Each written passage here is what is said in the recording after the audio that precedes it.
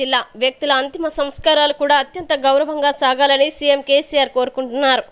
అందుకే దేశంలో ఎక్కడా లేని విధంగా వైకుంఠ ధామాన్ని ఏర్పాటు చేశారని తెలంగాణ రాష్ట్ర కార్మిక శాఖ మంత్రి చామకూర మల్లారెడ్డి అన్నారు. బుధవారం దమ్మాయిగూడ పురపాలక సంఘం ఆధ్వర్యంలో ఏర్పాటు చేసిన వైకుంఠ రథాన్ని ప్రారంభించిన మంత్రి అనంతరం దమ్మాయిగూడ పురపాలక సంఘం కౌన్సిల్ సమావేశం పాల్గొని మీడియాతో మాట్లాడుతూ 15వ తేదీన మున్సిపల్ శాఖ మంత్రి కల్వకుంట్ల తారక రామారావు జవహర్ నగర్లో గల డంపింగ్ యార్డ్లో 250 కోట్లతో ఏర్పాటు చేసిన మురికినీటి శుద్ధి కేంద్రాన్ని ప్రారంభించడానికి వస్తున్నారని తెలిపారు. అంతేకాకుండా కౌన్సిల్ సమావేశంలో దమ్మాయిగూడ అభివృద్ధికి కావాల్సిన నిధుల కొరత విషయాన్ని కేటీఆర్ దృష్టికి తీసుకువెళ్తామని తెలిపారు.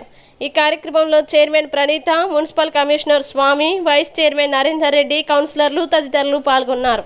ఈరోజు కౌన్సిల్ మీటింగ్ కూడా జరిగింది. ఆ మీటింగ్లో కూడా చాలా మట్టుకు తీర్మానాలు చేసుకున్నాం.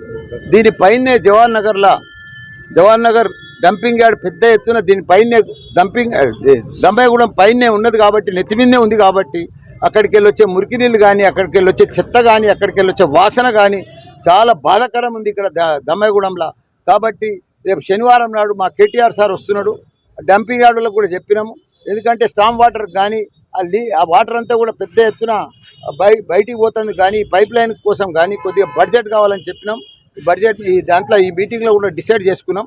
ఏది ఏమైనా రేపు శనివారం నాడు 15వ తారీఖు నాడు మా కేటీఆర్ గారు 250 కోట్లతోటి ఆ మురికి నీళ్ళనంతా కూడా శుద్ధి చేసి మంచినీళ్ళుగా తయారు చేసే ప్లాంట్ ఓపెనింగ్ కోసం వస్తున్నాడు. దానికి తోడు ఇక్కడ చాలా ప్రాంతాలలో కూడా ప్రాబ్లమ్స్ ఉన్నాయి. స్టామ్ వాటర్ కానీ, ఈ డ్రైనేజ్ వాటర్ కానీ ఇవన్నిటి కూడా పైప్ లైన్లు సరిగా లేవు, రోడ్లు కూడా సరిగా లేవు. కాబట్టి పెద్ద ఎత్తున దానికి కూడా ఆల్రెడీ శాంక్షన్ చేసిండు. ఇంకా కొన్ని కూడా శాంక్షన్ కావాలని కూడా అడుగుతున్నాం. జై తెలంగాణ, జై కేసీఆర్.